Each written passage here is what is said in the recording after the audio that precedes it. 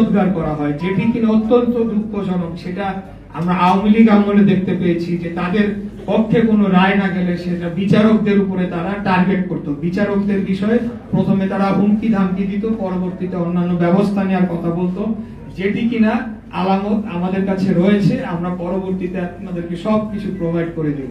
তো আমার প্রশ্ন হচ্ছে যে এনসিপি যদি গণ অভ্যুত্থান পরবর্তী সরকার বা গণ অভ্যুত্থানের ফসলের সরকার হয়ে থাকে, আমি ইশরাক হোসেন, আমি কি শেখ হাসিনার পক্ষের কেউ ছিলাম, নাকি শেখ হাসিনার বিপক্ষে আন্দোলনটাও কম করেছি, নাকি শেখ হাসিনার মধু খেয়ে আমি রাজনীতি করেছি, সেটার জবাব জনগণ জানে কিভাবে দিতে হয়। এই সরকারকে প্রয়োজন সম্মত দিয়ে দিবে। তো আমার বিপক্ষে কেন?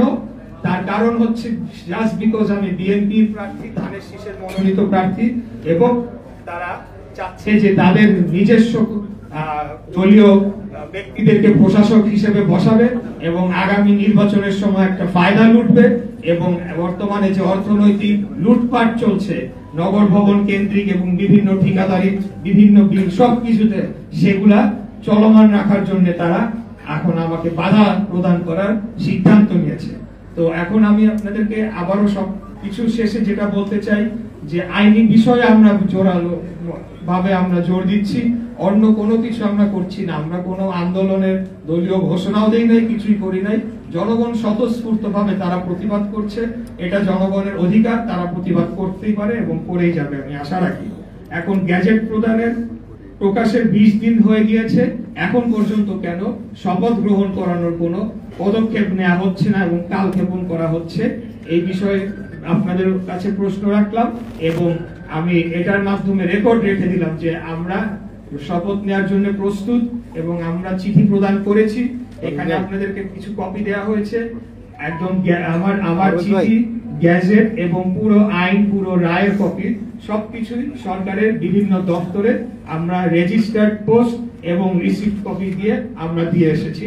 এই জিনিসটি আপনাদেরকে অবহিত করার জন্য আজকে এই সংবাদ সম্মেলনটি আমরা করেছি। আমি আপনাদের সকলকে আবারও ধন্যবাদ জানাচ্ছি, অত্যন্ত ধৈর্য সহকারে আপনারা আমার সংবাদ সম্মেলনটি অংশগ্রহণ করেছেন, স্থান সংকুলন হওয়া সত্ত্বেও, এবং এই স্বল্প সময় যে আপনারা এসেছেন সেটার জন্য আপনাদের কাছে আন্তরিকভাবে কৃতজ্ঞতা প্রকাশ করছি। ধন্যবাদ সবাইকে। আসসালামু আলাইকুম। আচ্ছা ভাই, একটা প্রশ্ন করছি আপনাকে। কেউ বিশৃঙ্খলা করেন না ভাই, বিশৃঙ্খলা করেন না। প্রথমেই যদি একে একে প্রশ্ন করেন না।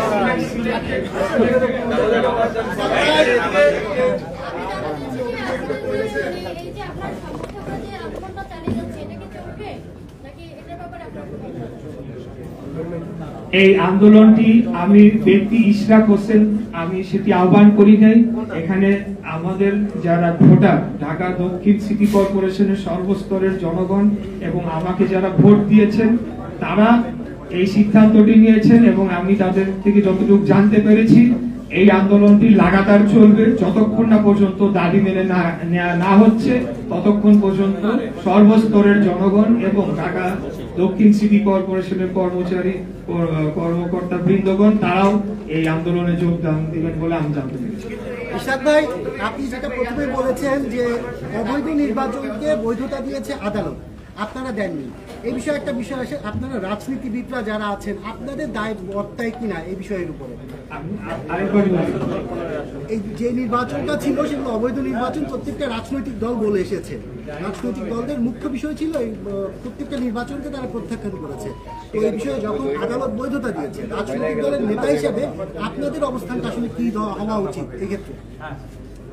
নির্বাচন অবৈধ, আপনাদেরকে আমার যে আইনের যে মূল কপিটা বা আমাদের আবেদনের মূল কপিটা পড়ে দেখতে হবে। সেখানে আমরা স্পষ্ট বলেছি যেই ফলাফলটা ঘোষণা করা হয়েছে এবং যেই গ্যাজেটটা প্রকাশ করা হয়েছে সেটিকে আমরা অবৈধ চেয়ে আমরা আবেদন করেছি। অতএব যখন আমরা অবৈধ বলছি তখন আমরা সেই যে ফলাফলটাকে সেটাকে আমরা মিন করে অবৈধ বলছি। সেটাকে যখন এখন আদালত বিচার করে এখন সেটিকে পরিবর্তিত রায় দিয়েছে, সেটি অবশ্যই তখন তার বৈধতা লাভ করেছে বলে আমরা মনে করি। দেশের আন্দোলন কন্টিনিউ হবে এবং আন্দোলন আপনি রাজনীতি পার্টি আন্দোলনকে যারা নেতৃত্ব দিচ্ছে তারা আপনার ডানে বামে বসা আছে। তো আপনাকে যারা জনতার মেয়র হিসেবে ঘোষণা করেছে, কিন্তু গত 2 দিন ধরে সিটি কর্পোরেশনে ফটকে টানা মারা হলো এবং টোটাল আজকে সারাদিন সকল নাগরিক সেবা প্রদান করতো।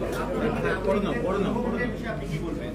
রাস্তাকে আপনি চেয়ারে বসে থাকেন, আপনি তৈরি হচ্ছে।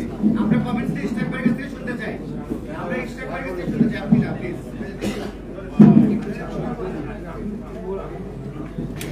আমি শুরুতেই বলেছি যে এই যে আন্দোলনটি করার ঘোষণা অথবা নির্দেশনা কোনোটাই আমি দেই নাই। এখানে জনগণ স্বতঃস্ফূর্ত হয়ে তারা এই আন্দোলনটি করছে এবং ভেতরে কারা তালা দিয়েছে বা বাইরে কারা তালা দিয়েছে সেটা আমার কোনো এই বিষয়ে ধারণা নাই, আমি বলতেও পারবো না। স্বতঃস্ফূর্ত ভাবে এখানে হাজার হাজার লোক তারা এখানে যোগদান করছে। তো তারা যদি কেউ পদক্ষেপ নিয়ে থাকে তাদের ক্ষোভের থেকে, সেটি তারা করছে। সেখানে এই বিষয়ে আমরা অবশ্যই কোনো নির্দেশনা এই ধরনের দিব না, কারণ আমরা বাংলাদেশ জাতীয়তাবাদী দল বিএনপি গণতান্ত্রিক নিয়মতান্ত্রিক রাজনৈতিক ধারায় বিশ্বাসী, আমরা আইনের শাসনে বিশ্বাসী, আমরা আইনের প্রক্রিয়া সেটিকেই আমরা পার্সু করে যাচ্ছি। জনতার কথা চিন্তা করে, যে যারা আন্দোলন করছে সাধারণ মানুষের কথা চিন্তা করে আমি আবারও বলছি, এই আন্দোলন যেহেতু আমি সেই আন্দোলনের ঘোষণা দেই নাই, আদেশ নির্দেশনা কিছুই দেই নাই, তো সেই ক্ষেত্রে আমি তাদেরকে আন্দোলনের জন্য যে তারা পদক্ষেপ নিচ্ছে সেটি অবশ্যই আমি তাদেরকে বলবো যে তারা যাতে এমন কিছু না করে যেটা জনদুর্ভোগের সৃষ্টি হয়, কিন্তু পাশাপাশি তাদের আন্দোলন করার অধিকারকেও আমি না বলতে পারি না। তারা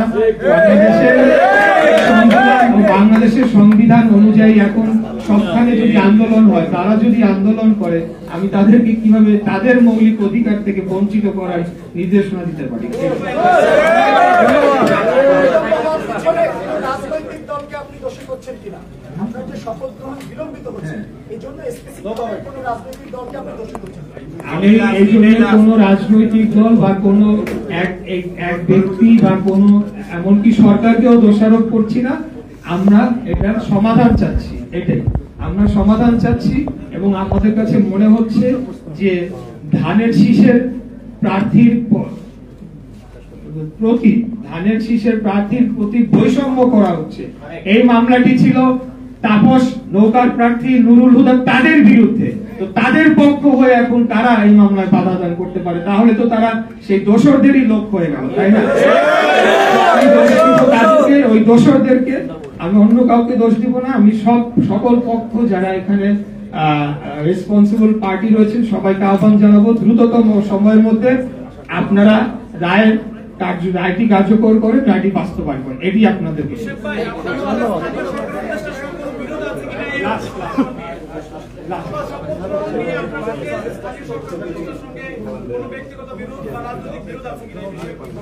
স্থানীয় সরকার উপদেষ্টা কেন, কোন উপদেষ্টার সাথে আমার ব্যক্তিগত বিরোধ নাই, ব্যক্তিগত সম্পর্ক নাই। আমার তাদের 99% উপদেষ্টাদের সাথে আমার জীবনে কোনোদিন দেখাও হয় নাই। তো অতএব অবান্তরে প্রশ্নটি, তাদের সাথে আমার দেখাও হয় নাই, পরিচয় নাই, বিরোধ তো আরো দূরের কথা। আপনি মনে করছেন মানে এই হিসেবে বিএনপিকে